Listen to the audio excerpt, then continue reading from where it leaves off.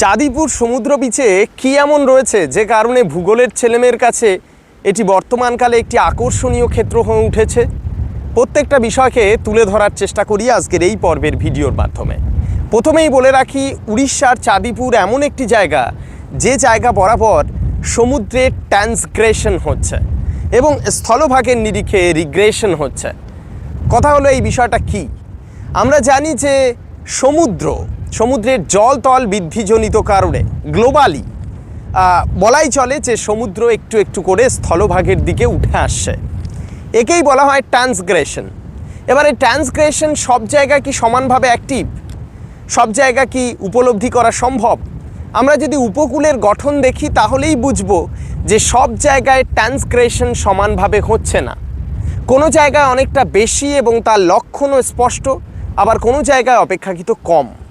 তো চাঁদিপুরের ক্ষেত্রে সেটা কিন্তু অনেক বেশি। আর এই কারণেই যদি আমরা গুগল ম্যাপ দেখি তাহলে বুঝতে পারবো যে এই জায়গাটা কিভাবে সমুদ্র স্থলভাগের দিকে একটু একটু করে ঢুকে যাচ্ছে। এবং স্থলভাগের নিরিখে এই কনসেপ্টটাকেই বলা হয় রিগ্রেশন, অর্থাৎ স্থলভাগ একটু একটু করে সমুদ্রের অধীন হয়ে যাচ্ছে। তো এবার মজার বিষয় হলো এই উপকূলে আর কি আছে। এক হলো এখানে আমরা জানি যে বিচের ওপর দেখা যায় যে এই ওয়েভের অনিয়মিত প্রবাহের কারণে রিপল মার্ক তৈরি হয়, আর সেটা কিন্তু এখান থেকে স্পষ্টত অনুভব করা যায়। আমি এর ওপর আলাদা ভিডিও করব, কিন্তু আজকের এই ভিডিওতে ওভারঅল একটা আইডিয়া দিচ্ছি। দ্বিতীয় কনসেপ্ট হলো জোয়ার ভাটা, হাই টাইড, লো টাইড এবং এর রেঞ্জ।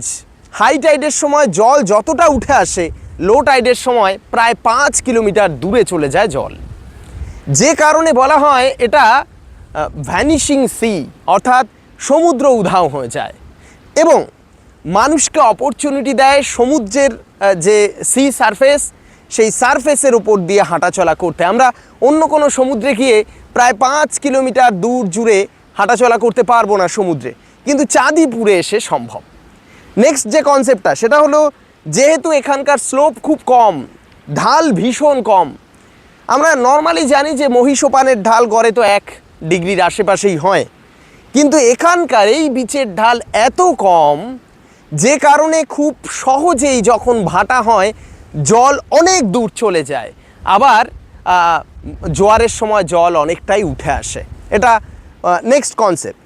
এবং যে বিষয়টা গুরুত্বপূর্ণ সেটা হলো এই যে ঢাল কম হওয়ার কারণে দেখা যায় যে এখানে সমুদ্র থেকে উঠে আসা বিভিন্ন ধরনের সামুদ্রিক খোলসযুক্ত যে প্রাণীগুলো, যেমন শামুক, ঝিনুক এরা, এবং স্টারফিশ, জেলিফিশ, এরা সব সহজেই সোয়াশের টানে চলে আসে। মানে যখন সোয়াশ হয়, অর্থাৎ জল আসে সমুদ্র থেকে, সেই সোয়াশে কিন্তু চলে আসে, আবার ব্যাকওয়াশের সময় একটু একটু করে চলে যায়। এবার কথা হলো, এখানে কিন্তু সোয়াশ আর ব্যাকওয়াশ অত বেশি ভয়ঙ্কর বা তীব্র নয়।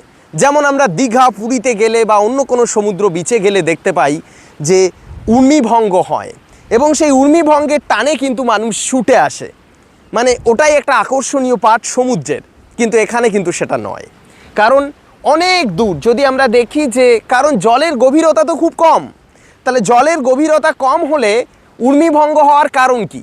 যখন সি ওয়েভের প্রভাবে জল একটু একটু করে উপকূলের দিকে আসছে, তখন দেখা যাচ্ছে যে জলের গভীরতা এবং ওভারঅল মানে সমুদ্রের গভীরতা এবং জলের উচ্চতা, এই দুয়ের মধ্যে ইমব্যালেন্স তৈরি হয়, আর সেই ইমব্যালেন্সের কারণেই কিন্তু ঊর্মিভঙ্গ হয়।